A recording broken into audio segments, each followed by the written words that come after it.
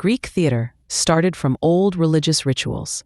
The Greeks believed that theater wasn't a sudden invention, but a natural continuation of ceremonies their ancestors had performed for generations. The most important of these rituals were the Dionysian festivals. These festivals, held around 1,000 years before Christ, honored Dionysus, the god of wine, fertility, and joy. People sang ritual songs and danced. At first, there was only a chorus, a group that sang together in harmony. Around 600 years before Christ, these rituals became more organized in Athens. Acting like we know it today didn't exist yet. Only the chorus performed on stage.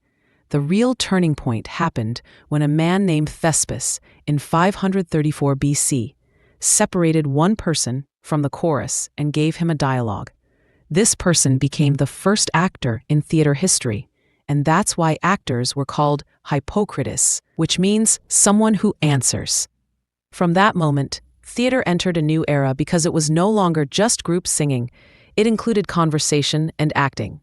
Between 500 and 400 BC, Greek theater reached its golden age. Athens became the center of theatrical art, and big Dionysia festivals were held every year. Famous playwrights would put on 3 tragedies and 1 comedy, and Athenians would sit in the theater to watch. During this time, 3 great tragedy writers appeared and changed theater forever. Aeschylus formalized the way plays were performed and increased the number of actors from 1 to 2, making stories more complex.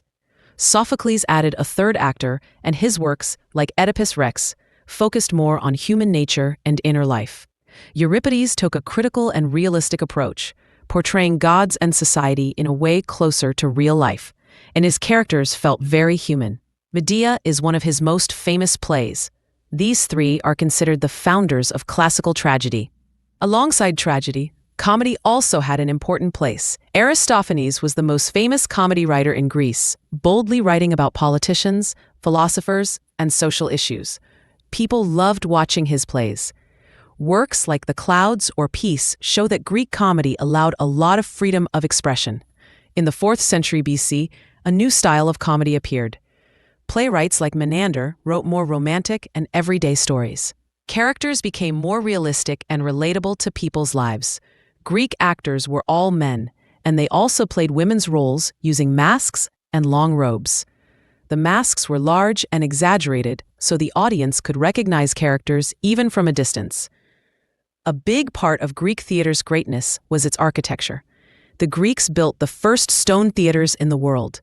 The oldest stone theater is the Theater of Thorikos in Attica, built around 480 BC. Soon after, the Theater of Dionysus in Athens was constructed, which became the most important theater in the ancient world, holding 15,000 to 17,000 people. All the great playwrights performed their works there. The design of these theaters was very smart. The seats were arranged in a semicircle, so everyone had a good view. In the middle was a circular area called the orchestra, where the chorus danced and sang. Behind the orchestra was a building called the skene, which served as a changing room. One of the most amazing features of these theaters was their incredible acoustics, allowing the actors' voices to be heard even in the back rows. Between 400 and 300 BC, stone theaters spread all over Greece. The best example is the Theater of Epidaurus, which still has one of the best acoustics in the world and could hold around 14,000 people. When Alexander the Great conquered lands in 334 BC, he brought Greek culture with him everywhere. Greek theater spread from Egypt to Central Asia, and many cities built stone theaters similar to those in Greece. Later, the Romans continued this tradition, making some changes to the architecture, but the roots remained Greek. Today, when we look at ancient Greek theaters like Epidaurus or Dionysus, it feels like time has stopped. The same steps Sophocles walked, the same stage Euripides made people cry on, and the same place Aristophanes made audiences laugh.